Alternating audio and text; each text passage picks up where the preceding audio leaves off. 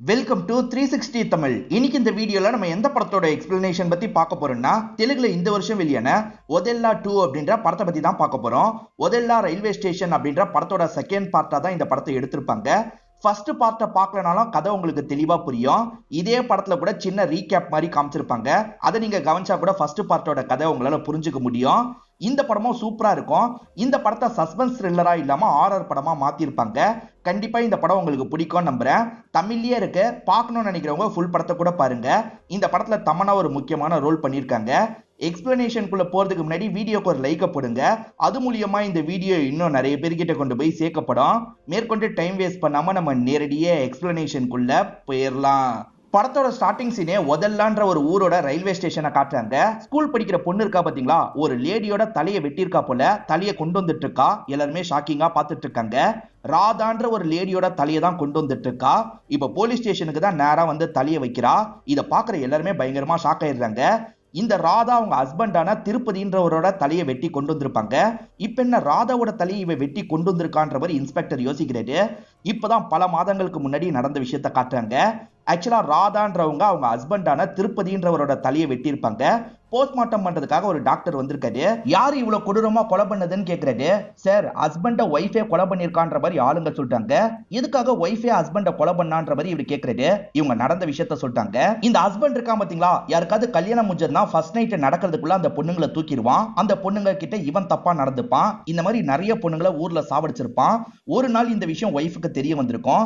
Wife ஏதோ ஒரு பொருளை தேடுவாங்க. அப்ப தெரியாதனமா இவர் பண்றதை பத்தி எல்லாம் தெரிய வந்திருக்கும். அவனை விடக்கூடாதுன்றதுக்காக தான் கொடூரமா சாவடிச்சிருப்பாங்க. இந்த ஒய்ஃப் பண்ணது சரிதாயா அப்படின்ற மாதிரி இவர் சொல்றாரு. இப்ப தலையை திரும்பி தச்சிடுறாரு. ஃபேமிலி கிட்ட பாடியை ஒப்படைக்கணும்ல, அதுக்காக தான் இப்படி பண்றாரு. ஃபேமிலியை சேர்ந்து எல்லாருமே வெயிட் பண்ணிட்டு இருக்காங்க. இப்ப இவரோட பாடியை பார்த்து பயங்கரமா ஃபீல் பண்றாங்க. ஊர்ல இருக்க எல்லாருமே இவன் மேல கோபமா இருக்காங்க. செத்து போனா கூட இவன் மேல கோபம் இருக்கு. யாருமே அந்த பக்கம் போக கூடாதுன்னு யோசிக்கிறாங்க. வீட்டுக்கு ஒருத்தர் கூட வராம இருக்காங்க. செத்து அவன் தண்டனை அனுபவிக்கணும். ஏன்னா நிறைய பெண்களை சாவடிச்சிருக்கான். அதுக்கேத்த மாதிரி ஏதாவது ஒரு பூஜையை சொல்லுங்கன்ற மாதிரி சாமியார் கிட்ட கேக்குறாங்க. சாமியார் இருக்கார்ல, அவன் இறந்தும் கஷ்டப்படுற மாதிரி ஒரு பூஜை இருக்கு. நிறைய பெண்களை சாவடிச்சான்ல, அவனுக்கு இது தேவைதான் அப்படின்ற மாதிரி ஊர்ல இருக்க எல்லாருமே அதை பண்றதுக்கு தயாராயிட்டு இருக்காங்க. இப்ப இறந்து போனவரோட தம்பிங்க இருக்காங்கல்ல, அவரை புதைக்கிறதுக்காக கொண்டு போயிட்டு இருக்காங்க. பிடிக்க கூட யாருமே வரமாட்டாங்க. இறந்து போன நபரு பேசுற மாதிரி காட்டுறாங்க. டே, தூக்குறதுக்காக வாங்கடா, தம்பிங்க கஷ்டப்படுறாங்கன்ற மாதிரிலாம் எல்லாரையும் பார்த்து சொல்லிட்டாரு. ஆனா எந்த ஒரு மக்களும் வரமாட்டாங்க. இவர் பேசுறது அந்த மக்களுக்கு எல்லாம் கேட்காது, நமக்கு மட்டும் காட்டுறாங்க. இப்ப புதைக்கலாம்னு நினைக்கும் போது ஊர் மக்கள் எல்லாம் இந்த இடத்துக்கு வந்துடுறாங்க. இப்படி எல்லாம் புதைக்க கூடாது, அவனுக்கு நாங்க தண்டனை பிளான் பண்ணிருக்கோன்ற மாதிரி சொல்றாங்க. இப்ப நிக்க வச்சு பயங்கரமா பூஜை எல்லாம் பண்ணிட்டு இருக்காங்க.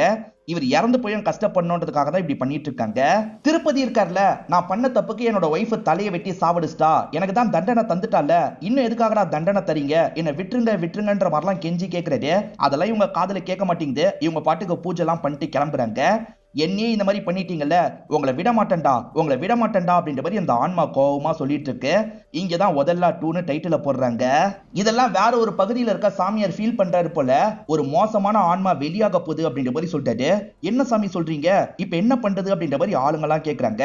ஒரு பிரச்சனையும் கிடையாது, ஒரு கெட்டவன் உருவானா ஒரு நல்லவங்களும் அதுக்கு ஏத்த மாதிரி உருவாவாங்க, அவங்க இந்த விஷயத்த பார்த்துப்பாங்கன்னு சொல்லிட்டாரு. அந்த மாதிரி ஒருத்தங்களை காட்டுறாங்க. இப்ப ஃபேஸ காட்டல. கல்யாணம் பண்ணாலே பொண்ணுங்க இறந்து போகிறாங்கன்றதுக்காக இந்த ஊர்ல கல்யாணமே நடக்காம இருந்திருக்கும். இதுக்கப்புறம் அந்த பிரச்சனை இல்ல, நிம்மதியா கல்யாணம் பண்ணலாம் அப்படின்ற மாதிரி ஒரு பெரிய குடும்பத்தை சேர்ந்தவங்க பொண்ணுக்கு கல்யாணம் பண்ணலான்ற மாதிரி ஏற்பாடுலாம் பண்றாங்க. நல்லபடியா எல்லாருமே சந்தோஷமா டான்ஸ் பண்ணிட்டு இருக்காங்க. இதுக்கப்புறம் அந்த திருப்பதியை நினைச்சு கவலை இல்ல, நிம்மதியா இருக்கலாம்ன்ற மாதிரிலாம் பேசிக்கிறாங்க. ஒரு சாமியாரை காமிச்சாங்கல்ல, அவர் சாந்தி முகூர்த்தத்துக்கு நேரத்தை குறிக்கிறதுக்காக பைக்ல போயிட்டு இருக்காரு. அங்க சில பசங்க சேர்ந்த மாதிரி குடிச்சிட்டு இருக்காங்க. சாமியாரே, ஒரு கட்டிங் போட்டு போங்கன்ற மாதிரி பக்கத்துல கூப்பிட்டு பேச ஆரம்பிக்கிறாங்க. இதுல ஒருத்தன் அந்த பொண்ணுக்கு முறை பையனா இருப்பான். சின்ன வயசுல இருந்தே அந்த பொண்ணு எனக்கு தான் நினைச்சேன், அந்த பொண்ணு எதுக்காக வேற ஒருத்தனுக்கு கல்யாணம் பண்ணி வச்சீங்கன்ற மாதிரிலாம் இந்த சாமியார் கிட்ட கேக்குறது. என்னமோ நான் பண்ணி வச்ச மாதிரி பேசுற, அப்பா பண்ணி வச்சாரா, நான் மந்திரம் தான் சொன்னேன்ற மாதிரி இந்த சாமியார் சொல்லிட்டாரு. அந்த பொண்ணுக்கு வேற ஒருத்தர் கூட கல்யாணம் ஆனதை இந்த நபரால ஏத்துக்கவே முடியல. அவ எனக்கு வேணும்ன்ற மாதிரிலாம் சொல்லிட்டாரு. கல்யாணமே முடிஞ்சிருச்சு, இப்ப போய் இப்படி பேசிட்டு இருக்க, சரக்கடின்ற மாதிரி ஃப்ரெண்ட்ஸ் சொல்றாங்க. கல்யாணம் முடிஞ்சிருந்தா என்ன, சாந்தி முகூர்த்தம் என் கூட தான் நடக்கணும். இன்னைக்கு நைட் அவ வீட்டுல பூந்து எல்லை மீறி நடக்க போறேன். கேட்டா திருப்பதி ஆவி பூந்துதான் இந்த மாதிரி பண்ணிருச்சுன்ற மாதிரி சமாளிச்சிருவேன்ற மாதிரிலாம் சொல்லிட்டாரு. நீங்க கூப்பிட்டு வந்து பேசின பேரு என்ன சொல்லணும்ன்ற மாதிரி இந்த சாமியார் வேகமா இங்க இருந்து கிளம்ப ஆரம்பிக்கிறாரு. அப்பன்னு பார்த்தா அர்ஜென்ட்டா இவருக்கு பாத்ரூம் வருது. திருப்பதியை புதைச்ச இடம் பக்கத்துல தான் இருக்கும். அது தெரியாம இவர் அந்த இடத்துக்கு வந்து யூரின்லாம் பாஸ் பண்ணிட்டு இருக்காரு. அவன் டெட் பாடி மேலேயே தான் இவர் யூரின் பாஸ் பண்ணிட்டு இருக்காரு. இப்ப நடக்கலாம்னு நினைக்கும் போது ஒரு முள்ளி இவரோட கால்ல குத்திருது. அந்த முள்ளுல இருந்து ரத்தம்லாம் சொட்டுது பாத்தீங்களா, அதெல்லாம் இந்த டெட் பாடிக்குள்ள போகுது. உள்ள இருக்க அந்த ஆவி இதனால ரிலீஸ் ஆகுற மாதிரி காட்டுறாங்க. ரிலீஸ் ஆன ஆவி இருக்குல்ல, இந்த சாமியார் உடம்புக்குள்ள போயிருது. சாமியார் என்ன இன்னும் வரலன்ற மாதிரி ஃபேமிலியை சேர்ந்தவங்க வெயிட் பண்ணிட்டு இருக்காங்க. அப்பதான் இவருமே இந்த இடத்துக்கு வராரு. ஆசீர்வாதம் பண்ணி உள்ள அனுப்புங்கன்ற மாதிரி சொல்லிட்டாங்க. இவருமே ஆசீர்வாதம் பண்றதுக்காக தயாரா வராரு. அந்த பொண்ணு குனிஞ்சு ஆசீர்வாதம் வாங்கும் போது அவங்க இடுப்புலாம் தெரியுது. இவர் குறுகுறுன்னு பார்த்துட்டு இருக்காரு. இப்ப இவரோட உடம்புக்குள்ள திருப்பதி இருக்குல்ல, அதனால தான் இப்படி பார்த்துட்டு இருக்கு.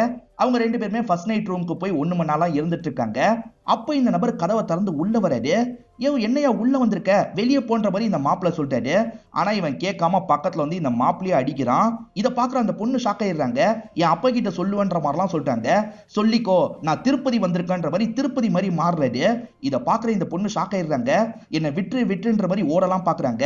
ஆனா இவன் இருக்கான் பாத்தீங்களா, அந்த பொண்ணை போட்டு பயங்கரமா அட்டாக்லாம் பண்ணிட்டு இருக்கான். அந்த பொண்ணு கிட்ட எல்லை மீறி நடந்துட்டு இருக்கான். ஒரு ஸ்டேஜ்ல அந்த பொண்ணோட கதையை ரொம்ப கொடூரமா முடிச்சிடுறான். தகவல் கேள்விப்பட்டு இன்ஸ்பெக்டர் இந்த இடத்துக்கு வந்துடுறாரு. அந்த பொண்ணும் மாப்பிளையும் கொடூரமா கொலை செய்யப்பட்டிருக்காங்க.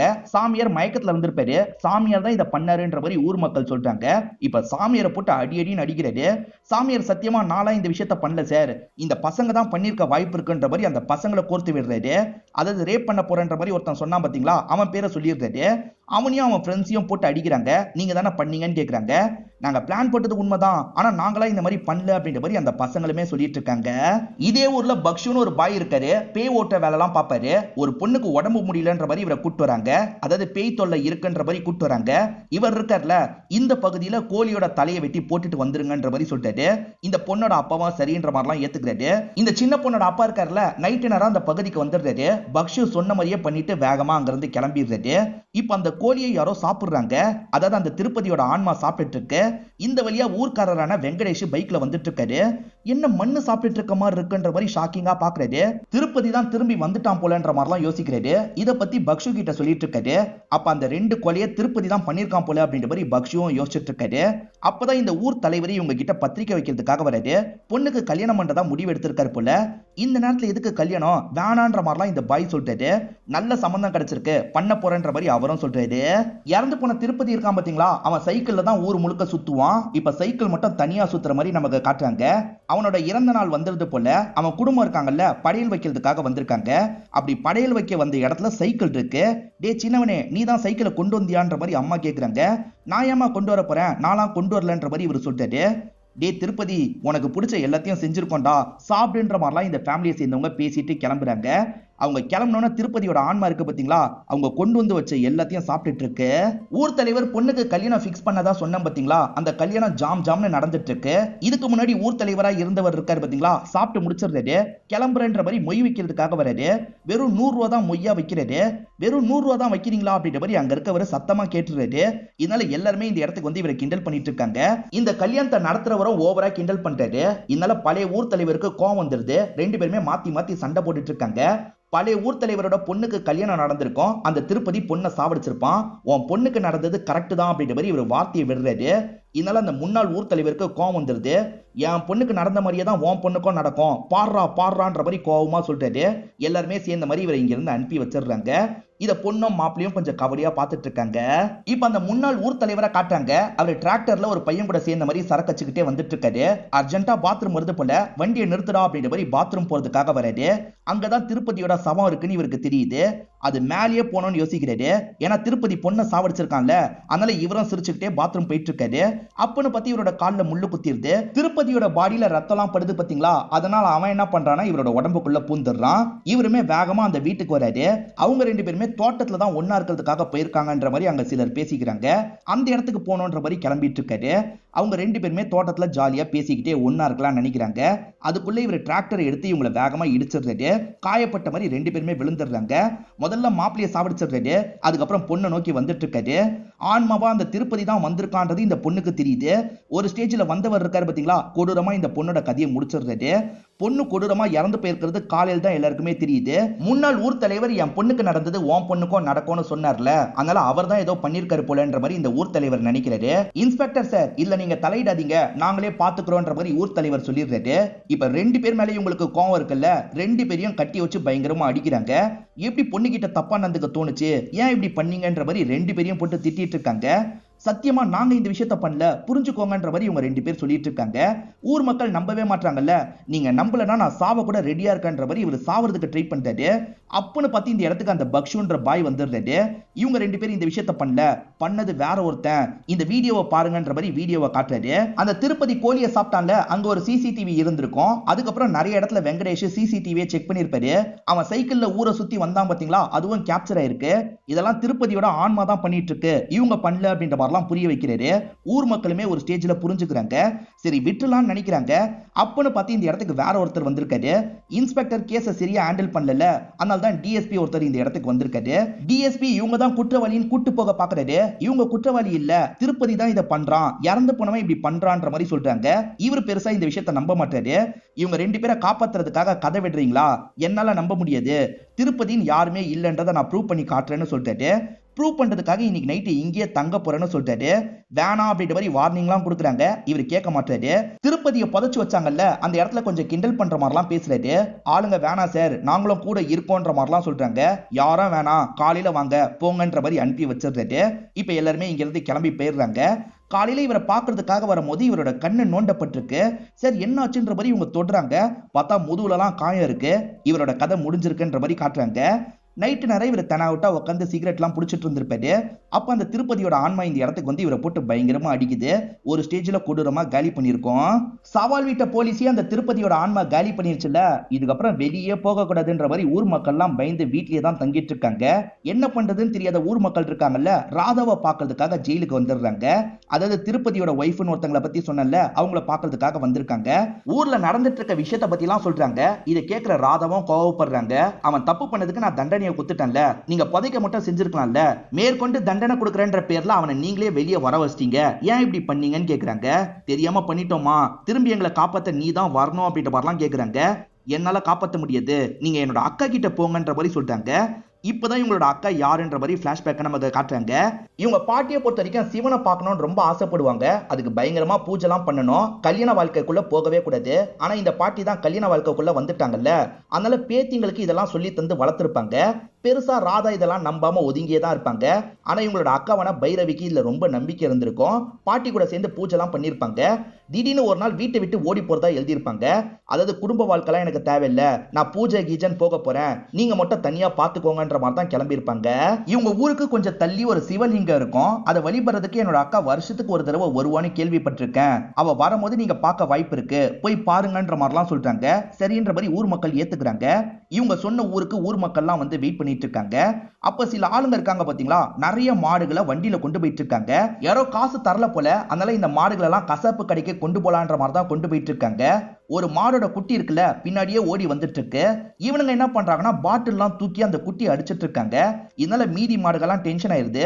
ஒரு ஸ்டேஜ்ல வண்டியோட டோரை கழட்டிட்டு எல்லா மாடுகளும் இறங்கிருது. இப்ப இவனுங்க இருக்காங்கல்ல, அந்த மாடுகள் எல்லாம் அடிச்சு திரும்பி வண்டியில ஏத்தலாம் நினைச்சிட்டு இருக்காங்க.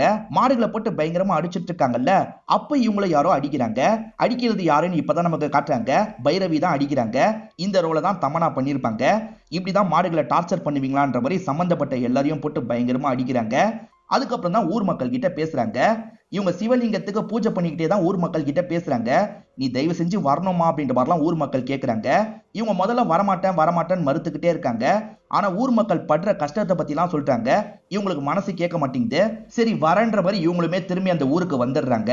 முதல்ல பாட்டியோட போட்டோவை பார்த்து லைட்டா ஃபீல் பண்ணிட்டு இருக்காங்க. இப்ப விளக்கெல்லாம் ஏத்தி பாட்டிக்கு பூஜை எல்லாம் பண்றாங்க. சரி வாங்க ஊரை சுத்தி பார்ப்போன்ற மாதிரி மக்கள் எல்லாம் கூட்டிட்டு கிளம்புறாங்க. மக்கள் எந்தெந்த இடத்துல என்னென்ன சம்பவம் நடந்தது அப்படின்றதெல்லாம் சொல்றாங்க. அதே மாதிரி திருப்பதியை புதைச்ச இடத்த காட்டுறாங்க. இவன் திரும்பி வெளியே வராம இருக்கிறதுக்கு ஒரு பூஜை பண்ணணும். இந்த பூஜை நடக்கிற நாள் யாருமே இந்த சவத்துக்கிட்ட வரக்கூடாது, இங்க இருக்க பொருளை சின்னதா கூட அசைக்க கூடாது அப்படின்ற மாதிரிலாம் சொல்றாங்க. சரிமா நீ சொல்ற மாதிரியே பண்றோன்ற மாதிரி எல்லாருமே ஏத்துக்கிறாங்க. இவங்களுமே அந்த பூஜைக்கான ஏற்பாடுலாம் பண்ணிட்டு இருக்காங்க. பக்ஷுன்னு ஒரு பாய் இருக்கார்ல, அவருக்கும் சில பூஜைலாம் தெரியும். அந்த பூஜையை அவருமே பண்றாரு. இப்ப பைரவி இருக்காங்கல்ல, கொஞ்ச நாள் யாருமே இந்த பக்கம் வராம இருங்க, அவனே அடங்கிடுவான்ற மாதிரிலாம் சொல்றாங்க. ஊர் மக்களும் சரின்ற மாதிரி வீட்டுக்குள்ளேயே அடைஞ்சலாம் இருக்காங்க. இந்த தகவலை கேள்விப்பட்டு ஒரு மீடியாக்காரர் இந்த இடத்துக்கு வந்துடுறாரு. இந்த ஊர்ல என்னென்னமோ நடந்ததா சொல்றாங்கன்ற மாதிரிலாம் பேசிட்டு இருக்காரு. ஹெலிகாம்ல எல்லா இடத்தையும் காட்டலாம் நினைக்கிறாங்க. அப்ப கண்ட்ரோல் இல்லாம கீழே விழுந்துருது. ஆக்சுவலா பூஜை மாதிரி பண்ணாங்கல்ல, அதெல்லாம் கலைச்ச மாதிரி கீழே விழுந்துருது. இவருமே எடுக்கிறதுக்காக போறாரு. அதுக்கு பக்கத்துல எல்லாம் போகவே கூடாது, முதல்ல இங்க இருந்து கிளம்புன்ற மாதிரி ஒரு ஊர்க்காரரும் துரத்தி விடுறாரு. ஆனா ஹெலிகாம் காஸ்ட்லியான பொருள் இல்ல. இந்த மீடியாவை சேர்ந்தவர் நைட்டு நேரம் உள்ள போலான்னு நினைக்கிறாரு. அப்படி உள்ள நுழையும் போது அங்க இருக்க கம்பிலே இவரோட முதுகு கீறிக்குது. ரத்தம் சொட்ட சொட்ட தான் அந்த இடத்துக்கு வராது. இப்ப எடுத்துட்டு கிளம்பலாம்னு நினைக்கிறாரு. ஆனா ரத்தம் சொட்டி உள்ள இருக்கவன் வெளியே வந்துடுறான் போல. சட்டுன்னு இவரோட உடம்புக்குள்ள போயிடுறான். வெளியே வந்த திருப்பதி இருக்கான் பாத்தீங்களா, பைரவியும் ஒரு மாதிரி பாக்குறான். பைரவி கிட்ட எல்லை மீறி நடக்கணும்ன்ற மாதிரி வேகமா உள்ள நுழைய பாக்குறான். அதுக்குள்ள பைரவிக்கு சப்போர்ட்டா ஒரு பாம்பு இந்த இடத்துக்கு வந்துருது. அந்த பாம்பு இவனை உள்ள நுழையவே விட மாட்டேங்குது. அதே மாதிரி அட்டாக் பண்ணி இவனை பயம்புத்தி அனுப்புது. இவனும் பயந்து வேகமா அங்கிருந்து ஓடலாம் செய்யறான். இந்த பாம்பை அட்டாக் பண்ணிட்டு இருக்கும் போது பைரவியே இந்த இடத்துக்கு வந்துடுறாங்க. நீ திரும்பி வந்துட்டியா, உன்னை அடக்குறண்டா அப்படின்ற மாதிரிலாம் சொல்லிட்டாங்க. இந்த ஊர்க்காரங்க எல்லாரையும் கஷ்டப்படாம இங்க இருந்து போக மாட்டேன், ஒன்னையும் அடையாம போக மாட்டேன்ற மாதிரிலாம் இவன் சொல்றான். ஆனா இந்த இடத்துல பைரவி ஒரு மந்திரத்தை திரும்ப திரும்ப சொல்லிட்டு இருக்காங்க. ஒரு ஸ்டேஜ்ல இவன் இருக்கான்ல, இங்க இருந்து சட்டுன்னு மறைஞ்சு போயிடுறான். இவனோட ஒய்ஃபான ராதா ஜெயில இருந்து ரிலீஸ் ஆயிடுறாங்க போல. நேரா அக்காவை பாக்குறதுக்காக தான் வராங்க. கொஞ்ச நேரம் ரெண்டு பேருமே பேசிக்கிறாங்க. கொஞ்ச மாசமா அவனால எந்த ஒரு பிரச்சனையும் இல்லாம இருக்கு. அதனால கோயில் பூஜையை இந்த வாட்டி நடத்தலாம்னு முடிவு பண்றாங்க. அதுக்கான ஏற்பாடெல்லாம் எல்லாருமே சேர்ந்து பேசிட்டு இருக்காங்க. அப்படி பேசிட்டு இருக்கும் போது திடீர்னு ரெடி பண்ண பத்திரிக்கை இருக்குல்ல, ஆட்டோமேட்டிக்கா எரியுது. எல்லாருமே பயப்படுறாங்க. இப்ப காத்து பலமா அடிக்குது. என்ன காத்து பலமா அடிக்குது, அவன் திரும்பி வந்துட்டான் போல அப்படின்ற மாதிரிலாம் யோசிச்சுட்டு இருக்காங்க. என்ன ஒரேடியா இந்த ஊரை விட்டே போயிட்டேன்னு நினைச்சீங்களா, இன்னும் பலசாலியா திரும்ப வந்திருக்கன்ற மாதிரி இவன் சில விஷயங்களை சொல்ல ஆரம்பிக்கிறான். ஒரு ஜேர்னலிஸ்ட் உடம்புக்குள்ள இருந்தான் பாத்தீங்களா, அந்த உடம்பு வச்சு இவன் பிளாக் மேஜிக் எல்லாம் கத்துக்க ஆரம்பிக்கிறான். அங்க இருக்க பைரவியை எதிர்க்கணும்னா இந்த பிளாக் மேஜிக்லாம் நமக்கு தேவைன்ற மாதிரி தான் இவன் கத்து வச்சிருப்பான். இப்ப நான் காற்றா இருக்கேன், அதே மாதிரி நெருப்பா இருக்கேன், அதுக்கப்புறம் தண்ணீரா இருக்கேன், இந்த மாதிரி எல்லாவுமாவும் நான் இருக்கேன், என்னை மீறி உங்களால எதுவுமே பண்ண முடியாதுன்ற மாதிரி சொல்றான். என்ன ஒரு குறிப்பிட்ட இடத்துல நீங்க லாக் பண்ணி வச்சீங்கல்ல, இந்த ஊர் முழுக்க இருக்க எல்லாரையும் நான் லாக் பண்ணி வைக்கிறேன், இதுதான் பார்டரு, இதை தாண்டி யாருமே வெளியே போக கூடாது அப்படின்ற மாதிரி இந்த ஊரை சுத்தி ஒரு பார்டரை போட்டுறான். அவன் அந்த கோடை போடுறதுக்குள்ளேயே தப்பிச்சிடலாம் அப்படின்ற மாதிரி 2-3 பேர் ஓடி இருப்பாங்க. அதுக்குள்ள அந்த இடத்துல கோடு வந்துருது. போகாதீங்க போகாதீங்க அப்படின்ற மாதிரி பைரவி சொல்றாங்க. கோடு வந்ததுக்கு அப்புறம் அவங்க தாண்ட பார்த்திருப்பாங்க. அதனால கொடூரமா அவங்க தலை வெட்டப்பட்டு இறந்து போயிடுறாங்க. மிருகம் கூட அந்த கோடை தாண்டி போக முடியல. இந்த ஊரை சேர்ந்த யாரும் ஸ்கூலு காலேஜ்னு வெளியே போக முடியாது. அதே மாதிரி பஞ்சம் பட்னின்னு இந்த இடத்துல கஷ்டப்பட போறீங்க அப்படின்ற மாதிரிலாம் அவன் சொல்லிட்டு இருக்கான். அதாவது இவன் வேணும்ட்டே இயற்கையை ரொம்ப மோசமா மாத்தி இவங்க விவசாயம் கூட பண்ண முடியாத அளவுக்கு மாத்தி வச்சிடறான். இதனால விவசாயம் கூட பண்ண முடியாம எல்லாருமே ரொம்ப கஷ்டத்துல இருக்காங்க. இவங்க கிட்ட இருந்து எப்படிதான் தப்பிக்கிறது அப்படின்ற மாதிரிலாம் யோசிக்கிறாங்க. பைரவியாலையும் இந்த விஷயத்தை எதுவுமே பண்ண முடியல, ரொம்ப கஷ்டப்பட்டு இருக்காங்க. திருப்பதி வந்ததை ஏற்கனவே ஒரு நபர் சென்ஸ் பண்ண மாதிரி காமிச்சாங்கல்ல, திருப்பதி இன்னும் பலசாலியா வந்திருக்கான்ற மாதிரி இவரும் சீடர்கள் கிட்ட சொல்லிட்டு இருக்காரு. என்ன சொல்றீங்க குருவே, பைரவியால கூட எதிர்க்க முடியாதா, அப்ப என்னதான் அவனை பண்றது அப்படின்ற மாதிரிலாம் கேட்டுட்டு இருக்காங்க. பைரவிக்கு தேவைன்னா கடவுளே வந்து துணை நிப்பாரு அப்படின்ற மாதிரிலாம் இவரும் ஆளுங்க கிட்ட சொல்றாரு. ஒரு பொண்ணு ஸ்கூலுக்கு போக போறேன்ற மாதிரி பயங்கரமா அடம் பிடிச்சிருப்பா. அப்ப அந்த பொண்ணுக்கு வீசிங் வந்திருக்கும். உடனே ஹாஸ்பிட்டலுக்கு தூக்கிட்டு போனோம், ஆனா எல்லையை தாண்டி போக முடியாது, என்ன பண்றது அப்படின்ற மாதிரிலாம் பைரவி கிட்ட கேக்குறாங்க. பைரவி அதுக்கு ஒரு வழி இருக்குன்ற மாதிரி ஒரு ஐடியாவை சொல்லிட்டாங்க. தங்கச்சி நினைச்சாதான் முடியும்ன்ற மாதிரி சொல்லிட்டாங்க. அதாவது தாலியை வச்சு அவனை கொஞ்சம் வீக் ஆக்கலாம், நீ அதுக்கேற்ற மாதிரி அவன் கிட்ட பேசணும், அந்த டைம் நாங்க வெளியே போக முடியும்ன்ற மாதிரிலாம் சொல்லிட்டாங்க. சரின்ற மாதிரி தங்கச்சி ராதாவும் ஏத்துக்கிறாங்க. இப்ப அவனோட இடத்துக்கு வந்து பேசலாம்னு நினைக்கிறாங்க. நீ தப்பு பண்ண, அதனால தான் உன்னை சாவடிச்சேன், உன்னை ஸ்டார்டிங்ல இருந்து எனக்கு பிடிக்கும், நீ தான் அதை புரிஞ்சுக்கலன்ற மாதிரி சென்டிமெண்டா அவர்கிட்ட பேசிட்டு இருக்காங்க. இந்த டைம் பைரவி மந்திரத்தெல்லாம் சொல்லிட்டு இருக்காங்க. ஆளுங்களும் வெளியே கூட்டு போய் உள்ள கூட்டு வந்துடலாம் நினைக்கிறாங்க. இப்படி இவங்க பேசிட்டு இருக்கும் போது அவன் இருக்கான்ல சுதாரிச்சிடுறான். என்ன ஓவரா நடிச்சிட்டு இருக்க, நீ நடிக்கிறேன்றது எனக்கு தெரிஞ்சிருச்சு, உன் அக்கா ஒரு பக்கம் பூஜை பண்ணிட்டு இருக்கா, ஊர் மக்கள்லாம் அந்த சின்ன பொண்ணை வெளியே கூட்டு போக பாக்குறீங்களா, உங்க யாராலையும் என்னை ஏமாத்த முடியாதுன்னு சொல்றான். திரும்பி அந்த கோட்டை பவர்ஃபுல்லா மாத்துறான். இவங்க போலான்னு நினைக்கிறதுக்குள்ள அந்த இடத்துல காத்தெல்லாம் பலமா அடிக்குது. இப்ப ஒய்ஃப் இருக்காங்கல்ல, அந்த ஸ்பாட்டுக்கு போலான்ற மாதிரி வேகமா ஓடி வந்துடுறாங்க. அந்த பொண்ணு உயிருக்கு போராடிட்டு இருக்கிறத பார்த்து எல்லாருமே ரொம்ப ஃபீல் பண்ணிட்டு இருக்காங்க. இப்ப அவன் இருக்கான்ல, இவ கதையை நான் முதல்ல முடிக்க போறேன்ற மாதிரி சொல்றான். அதாவது ஒய்ஃபான ராதாவோட கதையை முடிக்க போறேன்னு சொல்றான். அந்த பொண்ணோட உடம்புக்குள்ள வந்துடுறான். ஃபர்ஸ்ட் பார்ட்டை பொறுத்த வரைக்கும் ராதா ஒரு ஹைட்டான இடத்துல இருந்து குதிச்சு இவனோட தலையை வெட்டியிருப்பாங்க. இவன் அந்த சின்ன பொண்ணோட உடம்புக்குள்ள போயிடுறான். ஹைட்டா எகிரி இவங்களோட கழுத்தை வெட்டிடுறான். சுத்தி இருக்கிற எல்லாருமே இதை பார்த்து பயங்கரமா ஷாக் ஆயிடுறாங்க. அந்த பொண்ணு தலையோட வந்த மாதிரி நமக்கு காமிச்சாங்க பாத்தீங்களா, இப்படிதான் ராதாவோட தலையோட அந்த பொண்ணு வந்தான்றதை நமக்கு புரிய வச்சிடுறாங்க. தங்கச்சி இறந்து போயிட்டாங்கல்ல, அவங்களுக்கு செய்ய வேண்டிய இறுதி சடங்கு எல்லாத்தையும் பைரவி செஞ்சிடுறாங்க. இவனை மீறி நம்மளால எதுவுமே பண்ண முடியாதுன்றத பைரவி புரிஞ்சுக்கிறாங்க. இப்ப இவனுமே மிரட்டுற மாதிரி பேசுறதுக்காக பக்கத்துல வந்துடுறான். திருப்பதி, ஏற்கனவே நீ மக்களை எவ்வளவு டார்ச்சர் பண்ணுமோ டார்ச்சர் பண்ணிட்ட, தயவு செஞ்சு மக்களை விட்டு, ரொம்ப கஷ்டப்படுறாங்க அப்படின்ற மாதிரிலாம் இவங்க சொல்றாங்க. அந்த திருப்பதி இருக்கான்ல, நான் மக்களை விடணும்னா நீ தான் மனசு வைக்கணும், உன் கூட நான் ஒன்னா இருக்கணும்னு ஆசைப்படுறேன், நீ என்ன சொல்ற, நீ மட்டும் இதுக்கு ஒத்துக்கிட்டேன்னு வச்சுக்கோயேன், கண்டிப்பா நீ சொன்ன மாதிரி நான் இந்த இடத்த விட்டு போயிடுறேன்ற மாதிரி இவன் சொல்றான். ஆனா இவங்க பயங்கரமா யோசிக்கிறாங்க. இவங்க கன்னித்தன்மை மட்டும் போயிருச்சுன்னு வச்சுக்கோங்க, இவங்க காலம் முழுக்க சிவனை பார்க்க முடியாது, சிவனை பார்க்கணுமேன்ற மாதிரிலாம் ரொம்ப ஃபீல் பண்ணிட்டு இருக்காங்க. ஆனா ஊர் மக்களை காப்பாத்துறது தான் அதை விட முக்கியம்னு நினைக்கிறாங்க. சரி நீ சொல்றதுக்கு நான் ஏத்துக்கிறேன்ற மாதிரி இவங்க கிட்ட சொல்லிடுறாங்க. ஆனா இதை கேட்கிற ஊர் மக்கள் ஷாக் ஆயிடுறாங்க.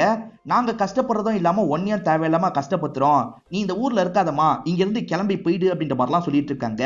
இல்ல, இங்க இருந்து நான் அந்த விஷயத்த பண்ண போறேன்ற மாதிரி சொல்றாங்க. இந்த கடவுள் இதெல்லாம் பார்த்துட்டோம் சும்மா இருக்கானே, கடவுளே கிடையாதுன்ற மாதிரி ஊர் மக்கள் போஸ்டர்லாம் கிழிச்சிட்டு இருக்காங்க.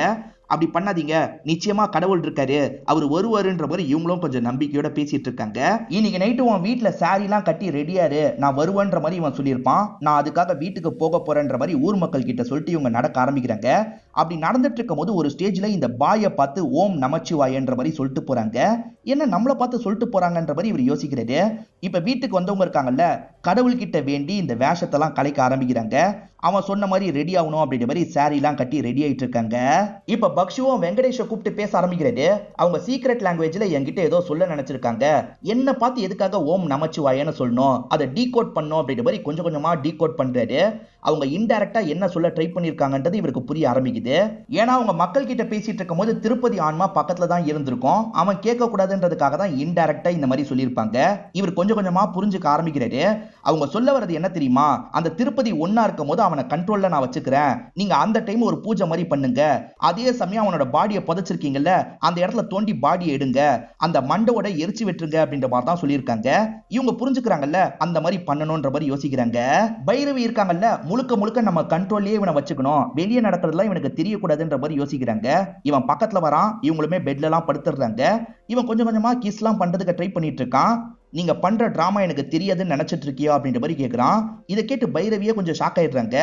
நீ பூஜை பண்றதெல்லாம் எனக்கு தெரியும், என் மண்டவோட எடுக்கிறதுக்கு ட்ரை பண்ண போறீங்க போலியே, அதெல்லாம் உங்களால முடியவே முடியாது, இதை பெட்ரூம்ல வச்சுக்கலாம்னு நினைச்சேன், ஆனா ஊர் முன்னாடி தான் இது நடக்கணும்ன்ற மாதிரி இவன் சொல்றான். ஊர் மக்கள்லாம் கோயில்ல பூஜை மாதிரி தான் பண்ணிட்டு இருப்பாங்க, அந்த இடத்துக்கு இவன் தூக்கிட்டு வந்துடுறான். இந்த இடத்துல வச்சுதான் இவன் கிட்ட தப்பா நடந்துக்க போறேன், எந்த சாமி வந்து என்ன பண்ணுதுன்னு நானும் பாக்குறேன்ற மாதிரி தனாவட்டாலாம் பேசிட்டு இருக்கான். இவங்களுமே பயப்படாம படுத்துட்டு இருக்காங்க.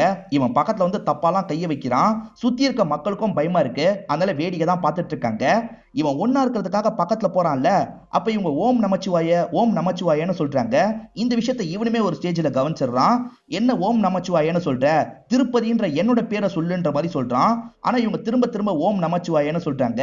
இதை கேட்டு இவன் டென்ஷன் ஆயிடுறான். ஒரு கட்டையை வச்சு இவங்க மண்டிலேயே அடிக்கிறான். பயங்கரமா ரத்தம்லாம் ஊத்திட்டு இருக்கு. இப்பயாவது என்னோட பேரை சொல்லுன்ற மாதிரி கேட்கிறான். அப்பயும் ஓம் நமச்சிவாயன்னு சொல்றாங்க. இவன் பயங்கரமா போட்டு அவங்களை அட்டாக் பண்ணிட்டு இருக்கான். இப்ப பாயம் வெங்கடேஷம் சேர்ந்த மாதிரி குழிய தோண்டிட்டு இருக்காங்க. எப்படியாவது எலும்பு கூட எரிக்கணும்ன்றதுக்காக தான் இப்படி பண்ணிட்டு இருக்காங்க. பைரவி அசைவே இல்லாம விழுந்து கிடக்குறாங்க. இதை பாக்குற ஒரு சின்ன பொண்ணுக்கு ரொம்ப பாவமா இருக்கு. சின்ன பொண்ணு பக்கத்துல வந்துடுறா. எந்திரிங்க எந்திரிங்கன்னு எழுப்புறா. இவங்க எந்திரிக்கவே மாட்டாங்க. இதை பாக்குற அந்த திருப்பதி பயங்கரமா சிரிச்சிட்டு இருக்கான். உன் கடவுள் கிட்ட போய் சொல்லு, கடவுளாவது வந்து ஹெல்ப் பண்றாரா பாப்போன்ற மாதிரி சொல்றான். இந்த சின்ன பொண்ணுமே கடவுளை நோக்கி போலான்ற மாதிரி நினைக்கிறா. நந்தி சிலை வாசல்லே இருக்கும் பாத்தீங்களா, நந்தியோட காதுல வந்து காப்பாத்துங்க, நீங்களே காப்பாத்த வரலன்னா எப்படி நம்பிக்கை வரும் அப்படின்ற மாதிரிலாம் இந்த பொண்ணு கேட்டுட்டு இருக்கா. ஊர் மக்களும் பைரவிக்கு ஏதோ ஆயிடக்கூடாது அப்படின்ற மாதிரிலாம் கடவுளை வேண்டிட்டு இருக்காங்க. இப்ப திடீர்னு பார்த்தா அந்த நந்தி சிலை இருக்கு பாத்தீங்களா, உயிர் வந்த மாதிரி வேகமா இவனை நோக்கி ஓடி வந்துட்டு இருக்கு. கடவுள் வந்துட்டாரு அப்படின்ற மாதிரி எல்லாருமே பயங்கரமா சந்தோஷப்படுறாங்க. ஆனா இவன் பெருசா இதுக்கெல்லாம் பயப்பட மாட்டான். யாரை பார்த்தா எனக்கு பயம் இல்ல வான்ற மாதிரி அந்த நந்தி கூட எல்லாம் இவன் சண்டை போட்டுட்டு இருக்கான். ஒரு ஸ்டேஜ்ல அதை இங்க இருந்து மறைய வச்சிடறான். ஆனா நந்தி வந்ததுல இந்த பைரவி கொஞ்சம் முழிச்சிடுறாங்க. எந்த கடவுளாலேயும் என்ன எதுவுமே பண்ண முடியாது அப்படின்ற மாதிரி இவன் பூஜை எல்லாம் பண்றான். பிளாக் மேஜிக் கத்து வச்சிருந்தால அந்த பூஜை தான் இந்த இடத்துல பண்ணிட்டு இருக்கான். இவங்க ஓம் நமச்சிவாயன்னு திரும்ப திரும்ப சொல்றாங்க. இதெல்லாம் சென்ஸ் பண்றவரும் கடவுளை வேண்டிட்டு இருக்காரு. ஒரு ஸ்டேஜ்ல கடவுள் இருக்காரு பாத்தீங்களா, இந்த இடத்துல காட்சி அளிக்க ஆரம்பிக்கிறாரு. பைரவியோட கண்ணுக்கு தெரியற மாதிரி தான் காட்சி அளிக்கிறாரு. ஒரு வழியா கடவுளை பார்த்துட்டோம் அப்படின்ற மாதிரி இவங்க பயங்கரமா சந்தோஷப்படுறாங்க. ஊர் மக்கள் கண்ணுக்கும் தெரிய ஆரம்பிக்கிறாரு போல எல்லாருமே கடவுளை வேண்டிட்டுலாம் இருக்காங்க. இப்ப அந்த சிவன் இருக்காருல, பைரவி உடம்புல இறங்கிடுறாரு. இப்ப பைரவி இவங்க கூட சண்டை போடுறாங்க. இப்ப அவனால எதிர்த்து சண்டை போட முடியல, பயங்கரமா அடிதான் வாங்கிட்டு இருக்கான். அவங்க எலும்பு கூட எரிக்க ஆரம்பிச்சிட்டாங்கன்னா அவனோட ஆன்மா உடம்புல இருந்து பிரியும், அப்ப நம்ம அட்டாக் பண்ணோன்ற மாதிரி வெயிட் பண்ணிட்டு இருக்காங்க. கரெக்டா ஆளுங்க இந்த இடத்துல எரிக்க ஆரம்பிக்கிறாங்க, ஆன்மா பிரிஞ்சு வருது. இப்ப பைரவி இருக்காங்கல்ல, அந்த சூலத்தை வச்சு ஆன்மாவை மட்டும் பிரிச்சு தள்ளி கொண்டு போறாங்க. கடவுள் வந்து அழிச்சிட்டாருன்ற மாதிரி நமக்கு காட்டுறாங்க. ஆக்சுவலா இங்க ஒரு குரு இருக்கார்ல, அவரோட சிஷ்யர்கள் நம்ம இவ்வளவு வருஷமா பூஜை பண்றோம், நமக்கு சிவன் காட்சி அளிக்கல, அந்த பொண்ணுக்கு காட்சி அழிச்சிட்டாரு அப்படின்ற மாதிரி கேக்குறாங்க. சில சமயங்கள்ல இந்த மாதிரி அதிசயம் நடக்கும், அந்த ஊர் மக்கள்லாம் ரொம்ப கொடுத்து வச்சவங்க அப்படின்ற மாதிரி இவருமே சொல்றாரு. பைரவி வந்த வேலை முடிஞ்சிருச்சுல, நான் கிளம்புறேன்ற மாதிரி இங்க இருந்து கிளம்ப ஆரம்பிச்சிடுறாங்க. இதுக்கப்புறம் பிரச்சனை இல்லைன்ற மாதிரி ஊர் மக்கள் கொஞ்சம் நிம்மதி ஆகுறாங்க. இப்ப டீ கடையில உட்காந்து சிலர்லாம் டீ குடிச்சிட்டு இருக்காங்க. அப்ப ஏதோ ஒரு வைப்ரேஷன் உருவாகுது, அதே மாதிரி யாரோ பெல் அடிச்சுக்கிட்டே சைக்கிள்ல வர மாதிரி சவுண்ட் கேக்குது. இப்ப எல்லாருமே கொஞ்சம் ஷாக்கிங்கா அந்த இடத்த பாக்குறாங்க. பார்த்தா அவனோட சைக்கிள் ஆட்டோமேட்டிக்கா வந்துட்டு இருக்கு. திரும்பி அவன் வந்துட்டான் போல அப்படின்ற மாதிரி ஊர் மக்கள் ஷாக் ஆயிட்டு இருக்காங்க. கடவுளுமே இதை சென்ஸ் பண்ண மாதிரி கொஞ்சம் வெளிச்சலாம் வர ஆரம்பிக்குது. முதல்ல 3 வரோன்ற மாதிரி அடுத்த பார்ட்டுக்கு லீடு கொடுத்த மாதிரி படத்தோட கதையை நமக்கு முடிக்கிறாங்க. இந்த படத்தோட கதை உங்களுக்கு பிடிச்சிருக்கும் நம்புறேன். இந்த வீடியோ உங்களுக்கு பிடிச்சிருந்ததுன்னா லைக் பண்ணுங்க, கமெண்ட் பண்ணுங்க, மறக்காம 360 தமிழ் சேனலை சப்ஸ்கிரைப் பண்ணுங்க. தொடர்ச்சியா இந்த மாதிரி வீடியோக்கள் வந்துகிட்டே தான் இருக்கும்.